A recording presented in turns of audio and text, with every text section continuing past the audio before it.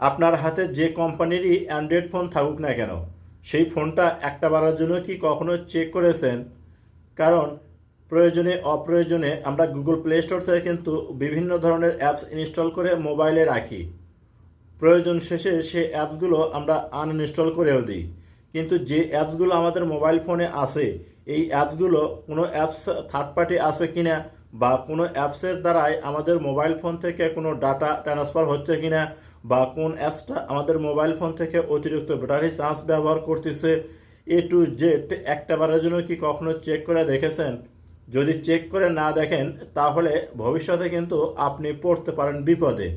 তাই বিপদে পড়ার আগেই আপনার অ্যান্ড্রয়েড ফোনটা আপনি কিভাবে চেক করে নেবেন, আমার মোবাইল স্ক্রিনে লক্ষ্য করুন। আমি আপনাদেরকে দেখিয়ে দিচ্ছি। ভিডিওটা দেখে যদি আপনার ভালো লাগে, তাহলে অবশ্যই সাথে থাকবেন।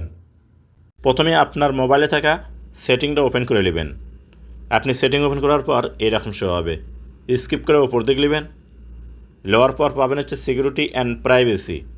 আপনি এই অপশনটার উপর একটা ক্লিক করবেন। ক্লিক করার পর দেখবেন এইরকম শো হবে। উপরে লেখা আছে চেক ইওর স্যামসাং অ্যাকাউন্ট, তার নিচে প্লাস ওয়ান মোর অ্যালার্ট। অর্থাৎ আমার মোবাইল ফোনে কিন্তু একটা অ্যালার্ট দেখাচ্ছে, আপনাদের ক্ষেত্রে যদি একের অধিক থাকে তাহলে সেটাও কিন্তু এখানে দেখাবে। তো করবেন কি, এখান থেকে এই যে স্যামসাং অ্যাকাউন্ট এই অপশনটার উপর ক্লিক করবেন। আর আপনার ফোনে যখন এই যে টার্ন অন অ্যাপস প্রোটেকশন, এটা কিন্তু আগে থেকে অন করা থাকতে হবে, তাহলেই অ্যালার্টগুলো আপনার শো হবে। তারপরে নিচে দেখুন লেখা আছে কি গো টু অ্যাপস প্রোটেকশন, এখানে ক্লিক করবেন। তারপরে এরকম শো হবে স্ক্যান ফোন।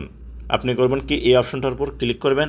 আর যাদের মোবাইল ফোনে এই সেটিংটা নাই, তারা গুগল প্লে স্টোর থেকে কিন্তু স্ক্যান করতে পারেন।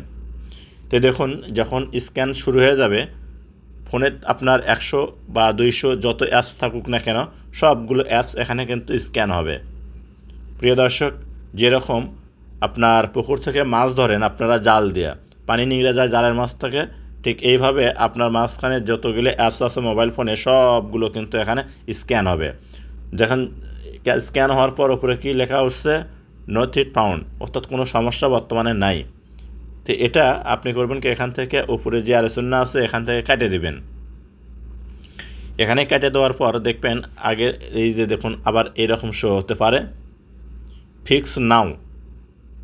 পুনরায় আপনি করবেন কি, এই যে ফিক্স নাও লেখা আছে এখানে ক্লিক করবেন। যখন এখানে ক্লিক করবেন, আপনার মোবাইল ফোনে দেখুন সবগুলো অ্যাপস আবার কিন্তু এখান থেকে আপনার সার্চ হবে। প্রথমে কী লেখা আছে, one issue need your attention, one apps with high battery use. এই যে দেখুন সবগুলো আপনার নো লেখা, এখানে কিন্তু অন অ্যাপস লেখা আছে কি আপনার হাই ব্যাটারি ইউজ করতেছে। এখন সেই একটা অ্যাপস কোনটা সেটা ধরার জন্য আপনাকে করতে হবে কি, এই যে নিচে কন্টিনিউ লেখা আছে, আপনি কন্টিনিউতে ক্লিক করে দেবেন। যখন কন্টিনিউতে ক্লিক করে দেবেন, দেখবেন এইরকম শো হবে।